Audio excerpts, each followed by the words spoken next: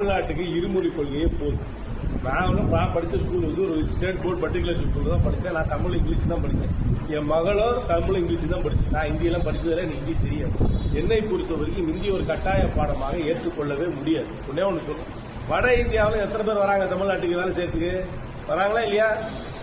இந்த ஆலங்குடி பகுதியிலேயே பாத்தீங்கன்னா ஆயிரக்கணக்கான பேர் வேலை செஞ்சுட்டு கீரமங்கலத்துல இருந்தா எங்க இருந்தாலும் தொகுதியை சொல்றேன், இந்த நம்ம பகுதிக்கு வராங்கல்ல, வட இந்தியால இருந்து வராங்கல்ல, வரதுக்கு போது அவன் என்ன திருக்குறளையும் ஆத்திச்சூடியும் படிச்சுட்டா வரான். ஒரு பாஷையே தெரியாது, இங்க வரான், வந்து வேலை செய்யறான். வேலை செய்யும் போது அவனை விரட்டி அடிக்கிறோம். தமிழ் தெரியாதுன்னு சொல்றதுனால நம்ம விரட்டி அடிக்கிறோமா? இல்லையே. அவன் ஊரோட ஊரா கலந்துக்கிறான். அப்புறம் அவரோட தேவைக்கு ஏற்றாப்புல மொழியை கத்துக்கிறான். அதே போல நம்ம ஊர்ல இருந்து யாராவது வட இந்தியாவுக்கு வேலைக்காக போனாங்கன்னா அதை கத்துக்க போறாங்க. அவ்வளவுதான் முடிய. இதை கட்டாய பாடமாக்குறத என்றுமே ஏற்றுக்கொள்ள முடியாது. இந்தியை கட்டாய பாடமாக்குறது என்பது அவருடைய சூழ்ச்சி. நம்மளுடைய கலாச்சாரம், மொழி ரெண்டையுமே அழிக்கணும். அதுக்கப்புறம் என்ன தெரியுமா சொல்லுவாங்க, ஸ்கூல் இந்தி வாதியார் இல்ல, நான் யூபியில இருந்து வாதியார் அனுப்புறேன்னு ஆரம்பிச்சிருவாங்க. இப்ப நீங்க பாத்தீங்கன்னா எத்தனையோ சென்ட்ரல் சர்வீஸ்ல ரயில்வேயா இருந்தாலும் சரி, போஸ்ட் ஆபீஸா இருந்தாலும் சரி, மொழி தெரியாதவங்க அதே மாதிரி வாதியார். அதனால இது ஒரு சூழ்ச்சி, அவர்கள் செய்யும் சூழ்ச்சி.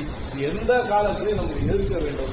இதை பொறுத்த வரைக்கும் தமிழ்நாடு அரசாங்கம், குறிப்பாக முதலமைச்சர் அவருக்கு எடுத்திருக்கிற முடிவுக்கு நான் முழுமையாக ஆதரவு தெரிவிக்கிறேன். நம்ம கட்சி ஆதரவு தெரிவிக்கிறேன். எந்த காலத்திலும் எந்த சூழலிலும் தெளிவாக சொல்கிறேன், இந்தியை நான் ஏற்றுக்கொள்ள மாட்டேன். இந்தி திணிப்பை ஏற்றுக்கொள்ள மாட்டேன்.